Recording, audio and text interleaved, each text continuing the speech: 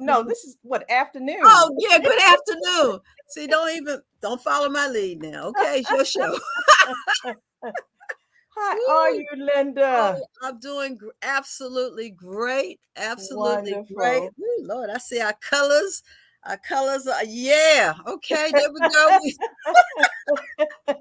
Don't confuse me today. Girl, Wow. we are running crazy today, right? Let me I look. mean, yeah, This this is is our segment, just you and I. Charlene's coming in. We got she. Julie coming in to sit in for Wyoming. Here There come she is. Julie. She just flooded. Hey, Julie. Hey. We are live and in color. Oh my goodness. I tell you. Woo! And look, and for me, Folks, it's a you know, Saturday, today, so yeah. it's so this is I'm so happy to be with you girls. I can't explain. We're so happy to have you with us. But it is a Saturday. It's Saturday. Just Hey, really... it's a regular work day for us. You know, you probably cooling out on Saturdays, laying back, reading a good book, or you're just making somebody beautiful, making their face, beating somebody's face. That's a job. Beat. That's a job. That's the job. I wish I had that job. Oh my God. But yes, you never have a Saturday to yourself. No, I'm changing that though. I am changing that. Yeah, we have to make that time for ourselves. That's health and wellness. You know, we got to take care of oneself first. Yeah. So yes, we do. So how you doing, Julie? I'm doing great. I'm getting married next I know. Congratulations. Woo! And she's celebrating a birthday too with that. What'd you say? I said, and it's my 60th birthday. I was saying she's celebrating her birthday. Wait. Oh, the clapper. Oh my goodness. I gotta find the whistles and the horns. I don't see them. Right.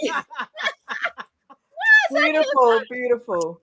Congratulations, Julie. This is crazy, but you know. Oh, and guess what, guys? The other thing. And there's more. It looks like my Rachel is going to have her baby on the same day, somewhere between the 29th and the 1st. Oh no! Oh my goodness. That's too much drama. It's a lot of drama. That's really a lot of drama, girl. But that's good stuff. It's all good stuff, though. I'm not mad. It's good drama. That's the kind of drama that you pray for. You know, yes. That's the kind of drama. It's like a boom. Okay, that's good drama. Good. That is God just all in His awesomeness. Okay. Yes, indeed. And so what a blessing. What a blessing. That is a blessing. Yeah. How you girls doing? Doing good. I miss coming next. Okay. So yes.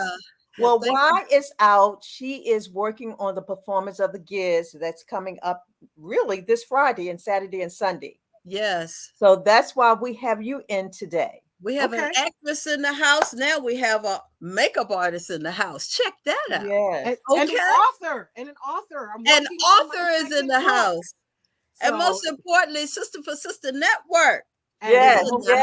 Because I can tell you, where would I be if it were not for my sisters? I promise you, it's like the stuff that this group of women have walked me through. Okay. And that's what I'm supported talking me about. That's what I'm in my foolishness and my wisdom. But that's what it's all about. You support me when I'm not in my right mind, and you just keep praying for me. You know, that's what I wrote about in our collaborative, our anthology, is the power of praying sisters. Yeah. Because I'm telling you, y'all prayed me out of COVID, out of that hospital in 2020. Yes. And my life has never been the same. So Julie, do you remember when we met? We met 2004 at the Power Networking Conference. Yep, at the Power Networking Conference in Cleveland. I know this because I had just had my last child, and that little boy is 19 years old. Wow, that's 19. Wow. He was a year old when I came to the Power Networking Conference with Derek Rutledge, famous makeup artist. Yes. Derek Rutledge, and was supporting him at the conference, and meet these 4 ladies who just, this one right here has just walked with me through marriage, through divorce, and now marriage again. No more divorce. It's been a journey, Julie. You've had a journey. Yes. Well, you're still with us, girl. You're still with us. We still together. We still together. That is awesome. That is so awesome. Oh my well, God. Peggy, we got any? Well, I guess we'll say what's going on with you. We got what's going on with you. We got hot picks. We got birthdays. Last night I had the opportunity to go to the 100 Black Women of Prince George's County gala last night. Wonderful. Packed house, beautiful. Ran into so many wonderful people I hadn't seen in a while. So if you're missing an action, you need to go where the sisters are because they show up. Okay. Right. If they're missing, there's someplace in action. Y'all go to some good stuff. I mean, that's so true. That's some good stuff. So if they're missing, finds good parties. Okay. Be a part of the network. Be a part of the network. That's the. I'm gonna tell you how it works. It was because of Florence Champagne and Patricia Mars who extended an invitation for me to attend. Okay. I was going anyway, but it was just nice that someone offered me a ticket. So it's a beautiful thing. So it's all about getting out there, connecting with women, and I even ran into my old boss. He was there, Crystal Suji. Yes. So it was really amazing. Very, very, very well attended and very supportive. Scholarships were given out. So it was really nice. That's wonderful. Really nice. Yeah. So you know what? Speaking of which, day before yesterday, I had the privilege of doing the makeup for a photo shoot for the Miss Senior DC pageant. Oh, really? Wonderful. All of these women were 60 plus. Yes, I've seen them. I know a couple of them that have won. Yes. I'm telling you. That's a big pageant. These ladies make you look for. I'm like they just renewed my excitement about turning 60. Oh my goodness. Because these ladies were so fly and so sweet and it was very interesting listening to the difference between pageant contestants of a certain age and the young ones. Yes. That they're talking about so much of what we talk about in the way of health, in the way of entrepreneurship, in the way of domestic violence and surviving. And these were the conversations that I was listening to. When you're a servant, you're that fly on the wall and you're just like kind of listening and people don't pay any attention to you. And it is just, incredible, the difference and the maturity in the conversations. Yes. We're talking about real things. We're at that space in our life where we are just, we understand, children. We've lived through. Been there, done that, got the scars, and we can talk about it now. But what a blast. I did about 9 out of 10 faces. Oh, beautiful. And, in DC over in Northeast. But it blessed me more than the work. Oh, beautiful. Just listening to the wisdom that was coming out of these women's mouths, including one who was deaf and she had an interpreter. Oh, really? We had a ball, and I'm doing sign. I don't sign, but I was doing hand gestures. Like, look up. Okay, close your eyes. She told me I was actually doing it right. She said, no, hand signals are really important when you're talking to the hearing impaired. And so she said, you didn't even know you were doing it right because I told her sign was the language I wanted to learn. Yes. Beautiful. That is awesome. What you been up to, Linda? Well, I've been enjoying the transformation of my house. I got the house painted on the front. Oh, beautiful. I just lit up the neighborhood. God put a wonderful gentleman in my life, a contractor, and I'm just too excited about it. So what color did you do? Green, my favorite color. So I just brightened up. It's like boom. My neighbor's gonna say, "Woo, Lord, what on earth?" But anyway, hey, it gives me energy, and I believe that everybody that walks past will have energy as well. There you go. That's what I'm talking about, Linda. I think it's because it's so shocking. But green is actually the color of life and peace. I love, yes, and I'm gonna have dark green, light green, and I'm going to put purple in there too. Oh, go ahead, girl. That's my other. So that's my other color. So that'll be in there next week. So, but anyway, that's been for the last 2 weeks. That's what's been going on with me. I'm just too violets in the yard. Hey, well, Linda, let's do a shout out. I see Terry Tabor's joining us. Hey, I see Diane. Diane Smith. How you doing, Sister Diane? And Mother Mary. Hi, Mother Mary. She's there. You're beautiful too. Yes, indeed. Thank you for joining us. Shout out to Y and Dante and Charlene, wherever you are. Charlene should be coming in. She's coming off of a flight. Yes. Oh, okay. Yeah. She's gonna literally fly in, and join us today. So, well, I have we got any birthdays, hot picks? We have some birthdays. Let me pull the birthdays up. Got a bunch of birthdays for April. I'm just so happy to say that we have 10 sisters in the organization. I'm saying 10 who are celebrating birthday.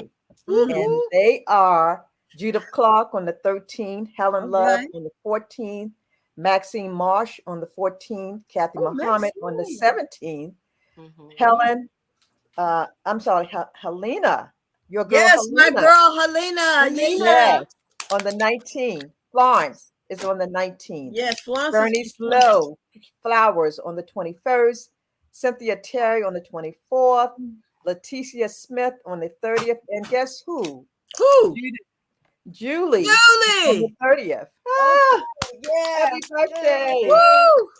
Happy birthday, my sister. Happy birthday. Happy birthday. I'm sorry, guys. I've lost my horn. Woo, Michael Jackson. Yay. My horn must have fallen on the floor somewhere. I don't know where it is, but happy birthday, ladies. Yes, indeed. Yes, indeed. Well, all right. Well, I got a very special birthday for you. Historically, one of our ancestors, Sister Harriet Tubman, she started her working on the Underground Railroad on the 20th in 1853. That's a historical moment for you. Yes. Okay. Yeah, and also Luther Vandross, singer, was born on the 20th also in 1951. Oh, wow. He's an ancestor as well. He is gone and he has left us. Now, can you imagine Luther being 72? Wow. Yeah, how about 72. He's caught up with us. Yeah. I know, right? Hey, imagine it, okay? Yeah. Isn't it interesting how we put people in sort of a timeless bubble? Yes. And when they actually do get older, we go, hey. That's even like Michael Jackson. I've always pictured him being 21. Yeah. Right. But when he passed, he was something when he died. Yeah. Yeah. He was in his 50s when he died. Look, I was watching a show the other day. My mother had back in the day when we used to have the cabarets. And my mother was overseeing the liquor table because when you had the cabarets, right? You had to have somebody to watch the purses and the liquor, right? BYOB. Because people would come over and sip off of your table. Yeah, you had the good liquor. So my mom was manning the liquor table. Okay. And a man walked up, tapped her on the shoulder, and said, Richard Roundtree, Mr. Roundtree would like a drink from your table. So my mother got cute with the man and said, if Mr. Roundtree wants a drink from his table, he can come and ask for himself. And she's sitting there, all of a sudden, somebody tapped her on the shoulder, and she turned around and Shaft himself. Are you kidding me? Was looking at her, and I just saw Richard Roundtree on a TV show. Okay. All gray haired and looking like an old man, but I thought about my mother. I got so tickled because he had black hair. He was Shaft, and he said, I was told if I wanted a drink from your table, I have to ask myself. So I'm asking. And she said, you don't think I'm going to say no, do you? She said, well, many do. She said, not today. What do you want to drink? So, that was my mother's thrill of her lifetime. I know it had to be. That was a history. Yeah, that's a historical moment for That's you. historical. Richard Roundtree could have been my daddy. No. Yeah. You know what? Because I think I'm not even gonna go into it. I'm moving right on because I got a story very similar to that, but I ain't gonna go not going into it. Okay, we have any hot picks, Peggy? Yeah, we do. We have quite a few.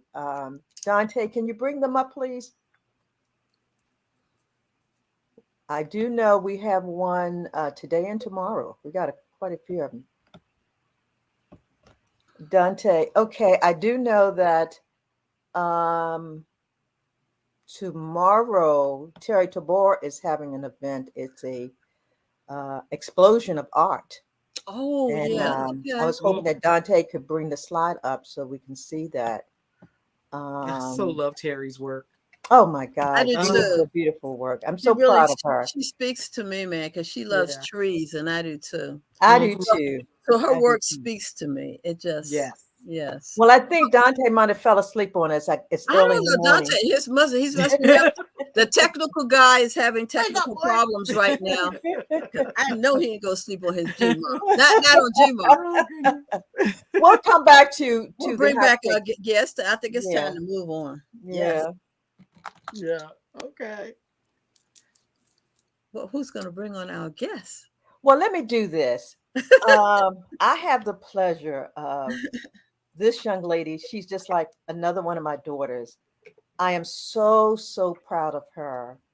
I remember my first day meeting her, and to see her today, I am just so proud of her. Been trying to reach out to her for weeks and weeks and weeks, and I'm like saying, I don't care. I'm calling today. And I love it when our sisters are ready. Mm-hmm. You don't have to get ready. You're ready. And when I reached out to her and she says, done. All right. That's what I like.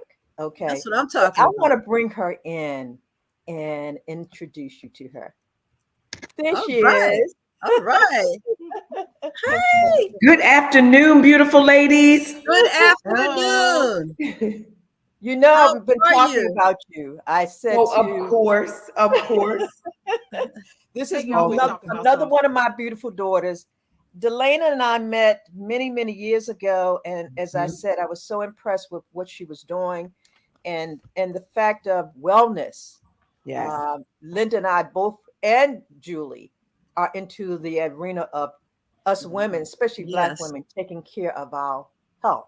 Mm-hmm. And when I thought about it, I said, well, Delayna falls in health, and then she also falls into entrepreneurship.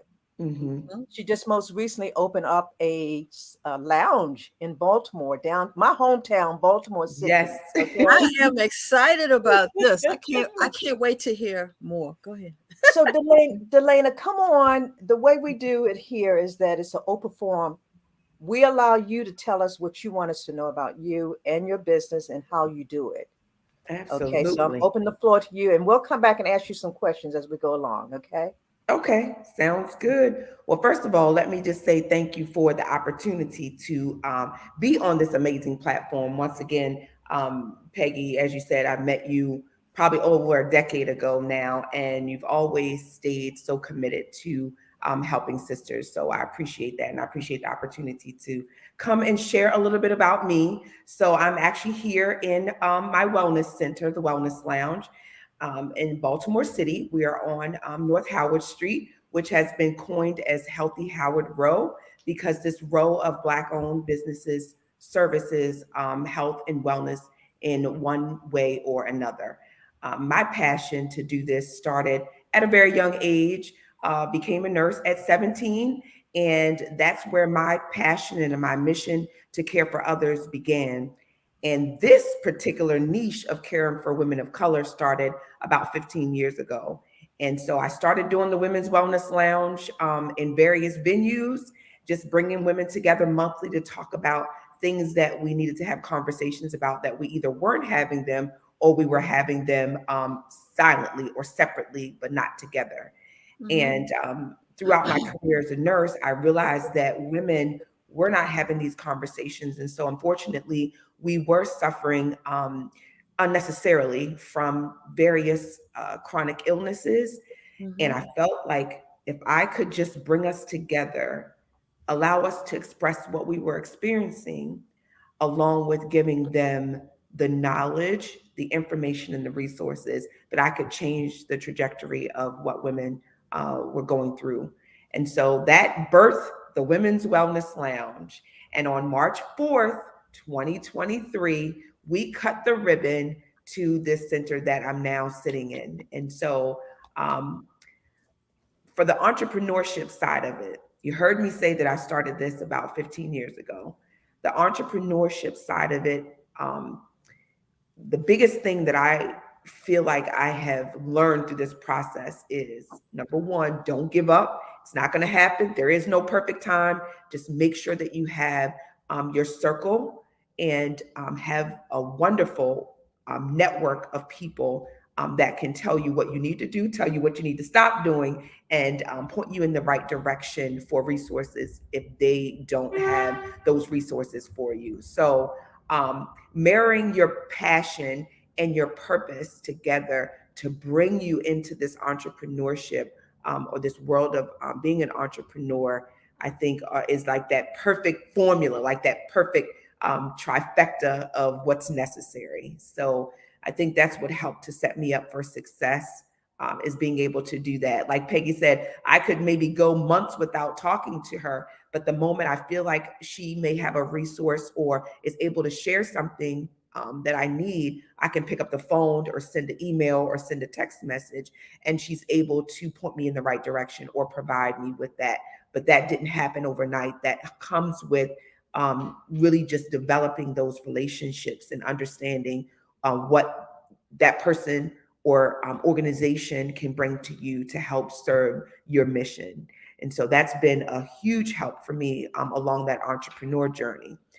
The third thing that I'll share with you is also I changed the model of what my business was. At first, it started out as, me really wanting to do this as a business, but I realized that the model that I had it set up really wasn't set up for me to scale, and it wasn't set up in such a way that I could make it as a income generating business, because I was operating out of that passion. So what did I do? I changed the model of it to become a nonprofit and went about it that way so that I could then stop bootstrapping my way through and instead get funding and support in the way of scholarships and donations, as well as I always say time, talent, and treasure, right? You may not be able to dig in your pocketbook or write that check, but you may be able to offer me your time through your services and your talent in what you do, to volunteer and to give back to the community in that way. So, as an entrepreneur, all of that played into me being able to sit here in front of you today on the 4SistersLIVE show to really just share that. And again, I don't take it lightly, being able to come and share what it is that I do, as well as my journey to entrepreneurship.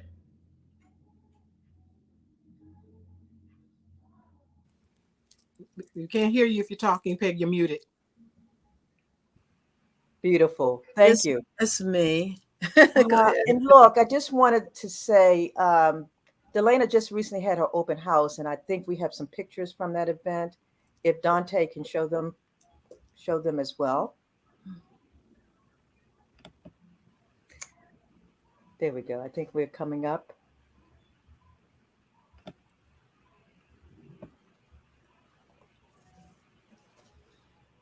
Yeah, it was a very exciting time, honestly, when we did that. I truly, let me just tell you a little backstory. I did do it in such a way. And let me just tell you, I pulled out all the stops. I think I drove my husband crazy. I said, this place has got to be ready during the first week of Women's History Month. I said, I'm making history. It has to be done. That's right. You did. That's right. That's Women's History Month. That's your month. That's perfect timing. That is wonderful. Yes, it was. Thank you, Linda. I was getting ready to bring him a cot in here to sleep in here. There will be no sleeping.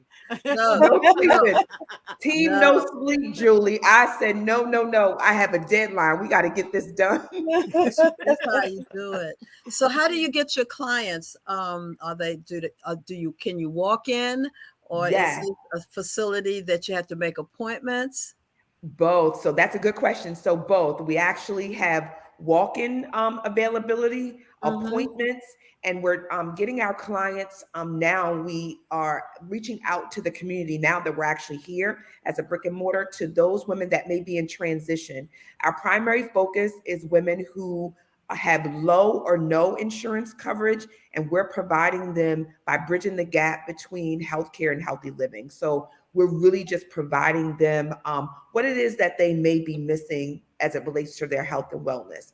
We want to kind of provide that wraparound service for them, that catchment. So we do have the ability of walk-ins as well as an appointments, referrals. Yeah, so we're able to get our referrals that way. Okay. That is so beautiful. One of the things I want to say is that we've always had a relationship with Baltimore because it's my hometown, and I'll always reach back to them. Delayna, I really will see the fact that we're going to expand and grow Baltimore. And we want to do a partnership. We want to work with you. We want to bring the women down. They need to know where you are. Yes. You understand? So be on the lookout that we will generate conversations. We will bring them there. We will do everything we need to do to make it happen because you have something that everybody needs, and that's wellness. Amen. Absolutely. Amen. Yes. I appreciate that. Yes. What are your services? Can you list your services? Sure, absolutely. So we provide the basic clinical services, which is a full wellness assessment.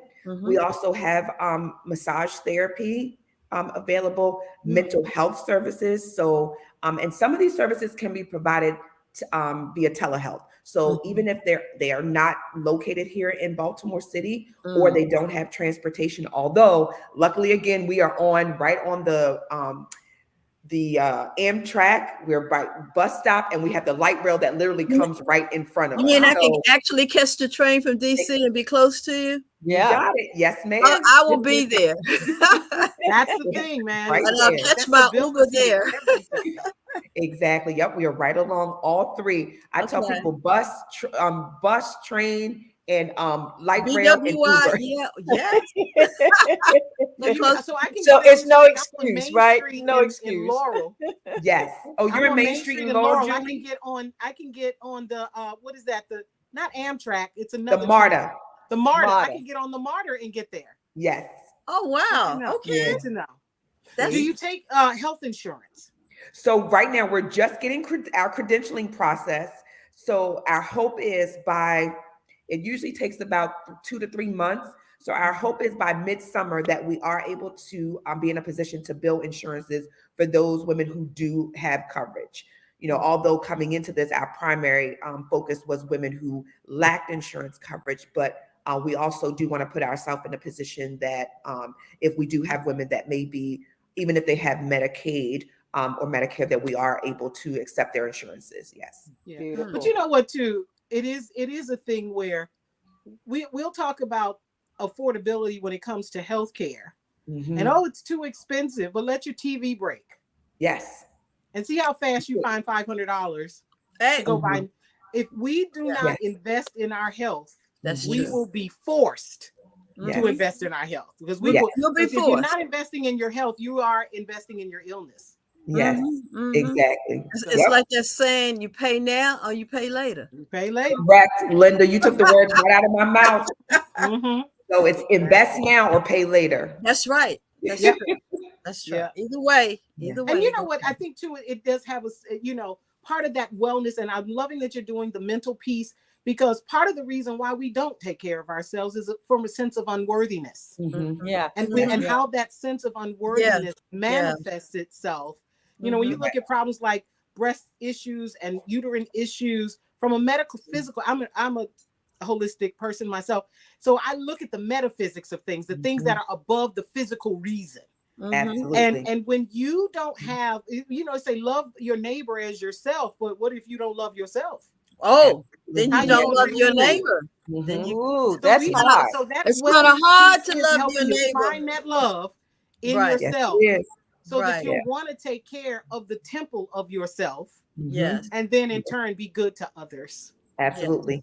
you're then able to put out the positivity in which you embrace. And so I'm embracing that and loving it all in what it is. It's so much easier for me to then go out and put that out, that energy. Right. Yeah. Delayna, talk about. Right. So how long has entrepreneurship been like a part of your heart? Okay, so entrepreneurship was never a part of my heart, honestly, until I walked into You want to know, Julie, it's so funny because the part of my heart, and it took for a mentor in a position that I had when I was working as a nurse. And I would say to her, I'm not an entrepreneur. I can't sell anything. She said to me, you sell every day. I said, no, I don't. She said, yes, you do. Don't you convince these people to take care of themselves and take their medicine and do? I said, I kind of do. She said, well, then you're selling. You're an entrepreneur. Like, go out and do this. Right. So I had to look at it differently because I wanted no parts of being an entrepreneur. I wanted no parts of selling anything or doing. She said, you have got to embrace all parts of this if you ever want to, kind of put yourself in a position where I actually am today. And it is looking at it differently. I never wanted to associate Delayna with entrepreneur or business, or sales at all. I'm like, I'm not that person. But truly, yeah. So I would probably have to say, Julie, that was probably, right when I started this venture, that I had to understand what entrepreneurship and business is. Yeah. Delayna, talk a little bit more about, is it my understanding that your mother was a nurse as well? Yes. So we actually have, right here behind me on this wall is a picture of my mom. She was a nurse as well. And her kind, caring, I call her my living Florence Nightingale when she was alive. She was really the epitome of what it meant to roll up your sleeves and do what was necessary. I don't care if my mother was standing in the grocery line, she would stand there and talk to someone because she felt like they needed someone to talk to. She would say, okay, this is what you need to do. I need you to do this, this, and this. Okay, if you put this back, if you get this instead, this will help your blood pressure. This will do. So she was always on. She always gave of her heart. And I didn't realize it until later in my nursing career that was the type of caring that I had absorbed from her, was that kind, caring part of it. I never looked for anything in return. I always just gave the same way she did. And it used to drive me crazy. I used to say, Mom, we're in Giant to get what we need to get. Like we got to go. But for her, it was no, this person, she could see. Mom is like, do you see her swollen ankles? Yeah. Oh, Julie, you took the words right out of Oh, wow. Yes, you took the words right out of my mouth. She was like, you didn't see that woman ankles. Her ankles is, she got ankles. She need to not be eating that bacon. I needed to tell her to put that bacon back. Yes. So yeah, you're absolutely right. So yes, it is dedicated to her as a legacy of caring. And she is in here in the wellness lounge, and this is part of my legacy. Beautiful. That's awesome. And I had the pleasure of meeting your mother, so I know exactly what you're talking about. Yep. Yeah. You couldn't turn it on. That was just her. That's just who she, who she was. I'm telling you, put that bacon back. You just see your ankles swollen up. Look, all of the everybody. I had my children, all four of my children by certified nurse midwives. Oh, so nurses are my absolute favorite human beings on the planet. And God always provided exactly the kind of nurse I needed at the time. Yeah. So I'm in labor and she was cracking jokes the whole time I was in labor. And then something went weird and now I'm hollering and I'm crying. And this nurse looked at me and she said, so you want to cry about this or you want to pray about this? And this nurse got on her knees at my feet and prayed for me and my baby. And then said, stop all that crying and get to bed before you make yourself sick. So she pulled a yo mama on me. That's right. But I was getting ready to say, amazing. My question, you see how that experience, you remember it years later? That's the impact that you want to have. Yes. Forever. And see, quiet as this cat, y'all know more than the doctors. We know. Because y'all putting the hands on. Yeah. And you're seeing the people past the body. Right. Yes. And you make such a huge. Now, do you observe a difference in nursing now than the way your mom did it and the way you did it? Do you see, are there things that you see that are better or things that have gotten worse in the better spirit part of is nursing today?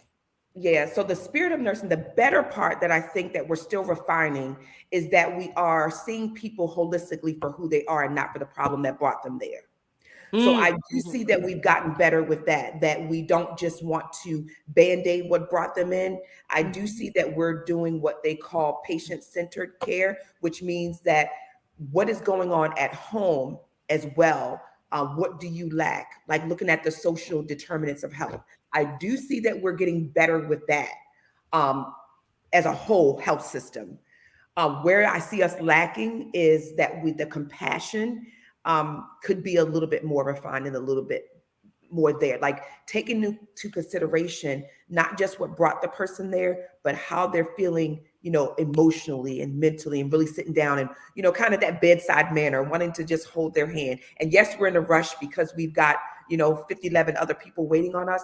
But right now I need you to feel like you're the only person that matters. Yeah. So that part of it, I feel like we've sort of gotten away from, but I do feel like to give ourselves kudos as a healthcare system that we are doing much better in, kind of taking that 30,000 foot view, meaning that we're really looking to see what all do you have going on? How else can I, sort of help you outside of what brought you here today? That's beautiful. And I think, when we bring it to, when we're talking to these our persons that we're caring for, when you tell them and make them picture what's going on with them, they understand. The doctors, they just give you a da da da da da da da da da da the way they see it technically. So you still don't understand after they told you what's going on with you. It's like, what did he say? Right. Yes. And Linda, in their mind, they did a good job. Right. They did. Right. But they forgot they weren't talking to their colleagues. Right. Yeah, I don't That's sit it. around reading the PDR every day. Okay. Right. And I really like I'm a think that 5-year-old. nurses has a better relationship with their They patients than do. doctors. Yes. Okay. Mhm. I think women, especially women, more so confined with a nurse because she is, in most cases, is a female. Female, number one. Okay. Yes. Delayna, let me ask you this. What are your take on the technology that has come to being so that we're able to monitor medical records through a laptop, through a computer, through a monitor? What about telehealth when you can use a monitor to communicate with your patient?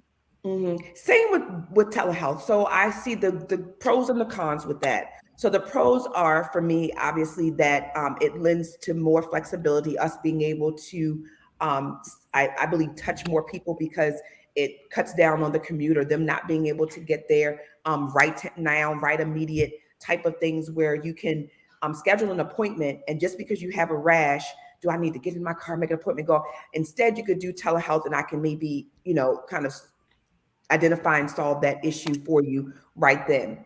The bad part about it, the telehealth piece or technology, is we're already dealing with a group of people who will explain away, who will Dr. Google away. And so in that respect, I think that it leaves the leverage of looking for good quality care. Yeah. Because we will call Aunt Peggy or Sister Linda or Auntie Julie and say, I got this nodule, I got this rash, and I got this thing. And Mama Peggy, Sister Linda, and Auntie Julie will say, well, when I had that happen, I did this, this, and this. And so we'll try that remedy, or we'll put those symptoms into Google and try to see if we can figure it out. So in that respect, I don't appreciate technology because unfortunately it does hinder why some people will prolong going to the doctor. Yes. But I do appreciate the telehealth and the ability to access people who otherwise may not have had access to help. Wonderful. Yeah. And I agree with Marion. We must learn to ask to break it down in layman's terms. Do not leave any appointment, whether it's the emergency room, urgent care, your primary care, without understanding But if it's something that you think that you may be too overwhelmed by, you either ask to record the conversation so that you can then play it when you're not emotionally attached. That's a good one. So that I bet they hey, look, I bet they tell you the right thing then, because if you're recording it, it's going to be very, very careful about what he or she says. Yes. And let me share something that is so true. I had the opportunity to go to a specialist for my eyes last week, and I mean, on point. And the only thing that saved me was my regular eye doctor had already prepped me to tell me what was going on. So when I went to the specialist, and she went on and on and on and on, and I'm sitting there like saying, if I had not had a conversation with my other doctor, I would have had no clue. And then I would have to say, I need to pull my phone out to record this. And some of them will take it as being, well, wait a minute, you're not going to record me. Right. That's true. All right. Because I might say something that might jeopardize. The community is so afraid of litigation. Yes. Every little thing, it's just like, that's the other reason why I love nurses, because you seem to operate with taking care of you is more important than my own agenda I have back here.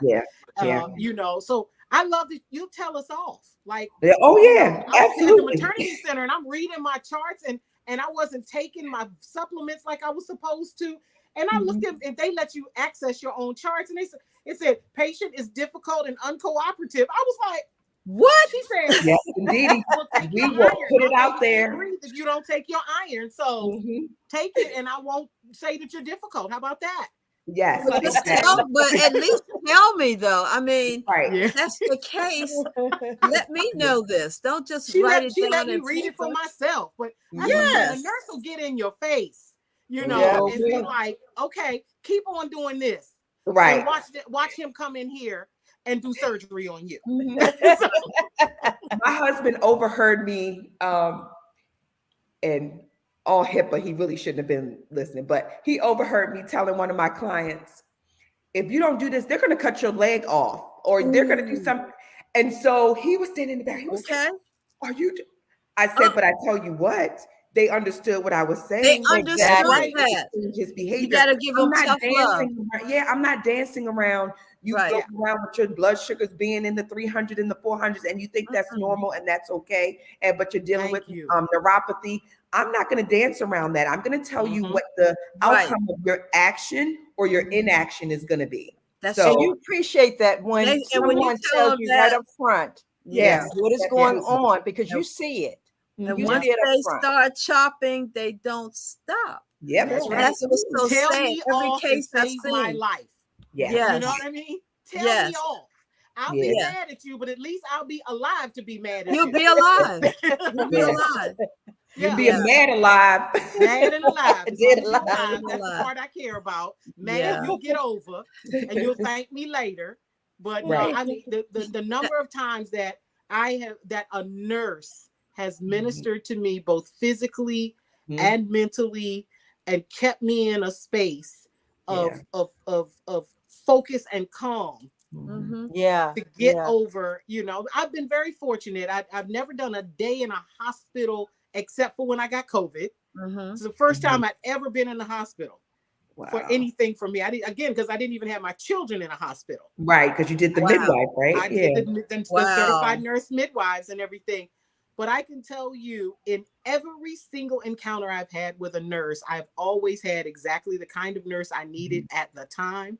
And it's like, if there was ever a fund that I could contribute to that helps nurses. It was a nurse. Okay, during the pandemic, what was that like for you and your colleagues? Such a scary, scary time. We ain't out of it. We just tired of being afraid. But you guys stayed on that front line at risk of separations from your family because you didn't want to bring nothing home. It was so tough. Did you all it had to support be. each other as professionals in such a time where you are both a professional and a mom and a caretaker at home?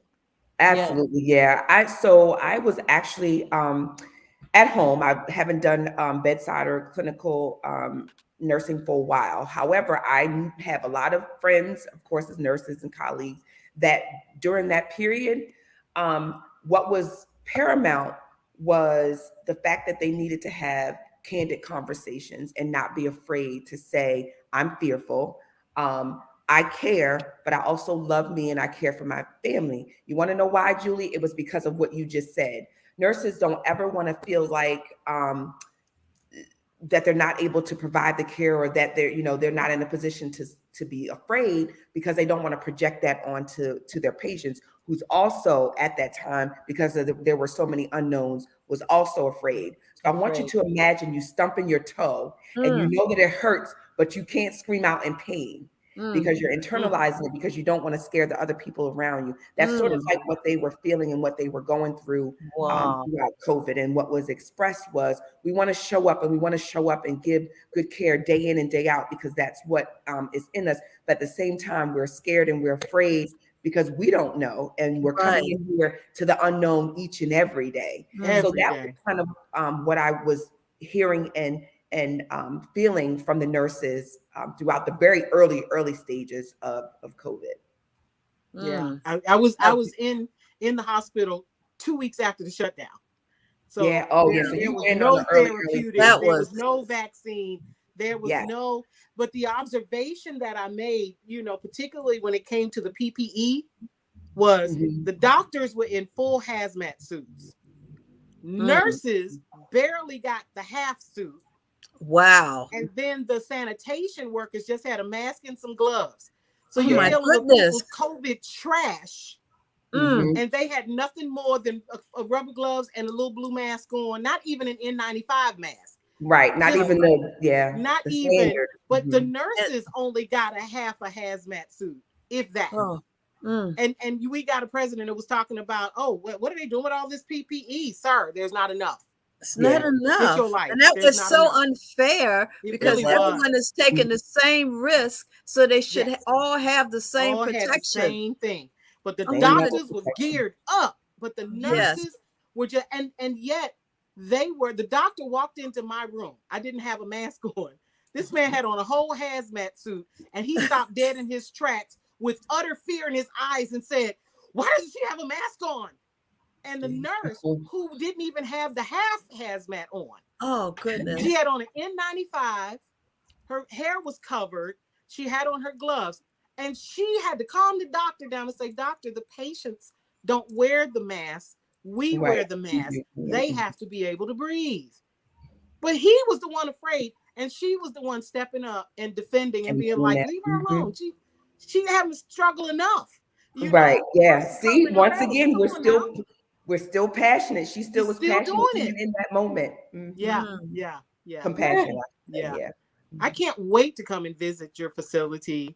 Yes, you guys we got a road trip. Look like we got a road trip. Yes, you have to come for a road trip. Take a train. And I'm all the way in Fairfax, Virginia. I'm coming to Baltimore.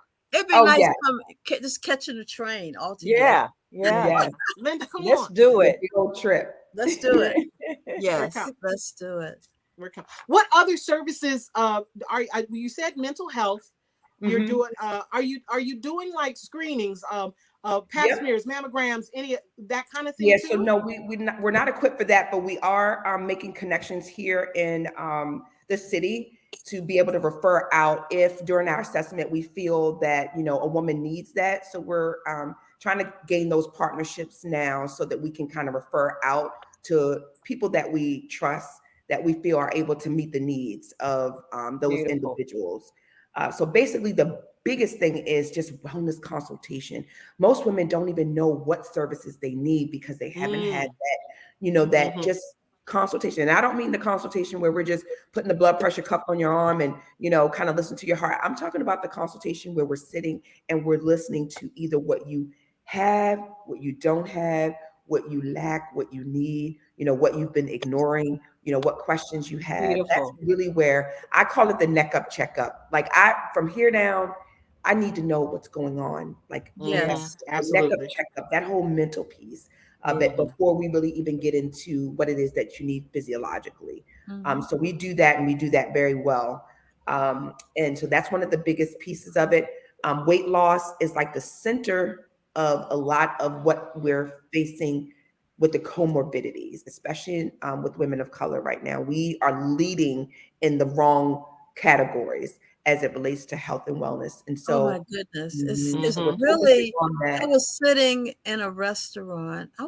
And I just watched the ladies that were around me, and these were mainly really young women, and they were all overweight. Yeah. All overweight, as we say, because they were still buying junk and, fried foods. And we're really going to have to tackle this. This is a big one, because our young ladies, they're having heart attacks younger and younger. Yes, absolutely. Just like the young men are. And they're not, they're shortening their life, and they need to know it. I don't know how we're going to tell them and get it to the masses, but we need to be screaming it out to our little baby girls, because, and then they're teaching the same thing to their children. You just said it. Yep. Yeah. So we've got to plug that leak, because it's a big one. It's about to be a tsunami, because we can't, our next generation has to be stronger than us. Right. That truly is the next pandemic / epidemic. It is. Yes. We're on the cusp of it. Like you said, we're overweight and overweight. So there's a big difference between being overweight, obese, and obesity. So they both begin with O, but there's a category of being overweight versus being obese. And so in the African American community, the obesity is well beyond where it needs to be. And believe it or not, your insurance providers, the coverage and the way in which they view you and determine your risk for certain things is based on that obesity.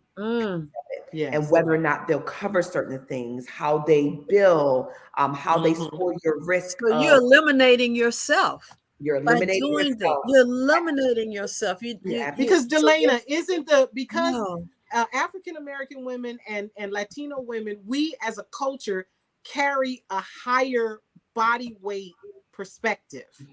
We do not have the desire to look like our daughters. And being thick is cute to us, but when you have a medical criteria that judges health based on Caucasian culture and structure, don't we automatically get tossed into a category of obesity? Absolutely. Because we're being judged by the standard of a different culture? Yep. So there is one scale for a cultural of people.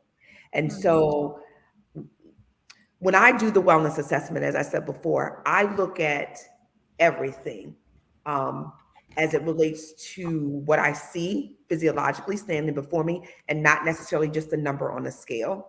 I look to see proportionately, you could be 5'2" and 155 pounds. And when you look at the BMI scale, you are already over in the obese category. But if I look at you and you 5'2" and you're 150 pounds, but it's you're toned, you're muscular, you work out, that's a different 152 than a 152 of being. So it's me really looking at, the whole entire picture of your habits. And then, just. So it's not just the WASTE waist, it's also the WAIST waist. Correct. Yes. When you talk about being overweight and carrying that belly fat, as well as carrying the overall body fat.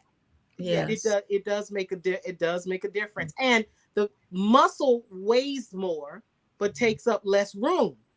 So you could be a size 7 and be 160 pounds if it's mostly muscle. Yeah. That's why we have to burn that fat. Because once we burn that fat, the muscle will be there. Muscle is underneath that fat burning zone. We need fat burning, definitely. And to fat burn, we have got to exercise. it down. We got to move. We got to keep moving. We got to burn it. We've got to burn it from the inside out. From the inside out. Delayna, I have another question because I had a first time experience, which was fun. I think yoni or vaginal steaming. Yes. Your views. Love it, and love it. Okay. That actually is a service that I'm a Yoni certified practitioner. Oh, so great. Under the whole holistic piece of it, that's sort of like the other services that we offer as well. But I absolutely love, again, unless you are someone who understands holistically and understand the purpose of the Yoni steam, you won't get the full benefits. And so it starts with the education and then making sure that you understand why you're Yoni steaming. So there's not just you putting in herbs, just mixing up.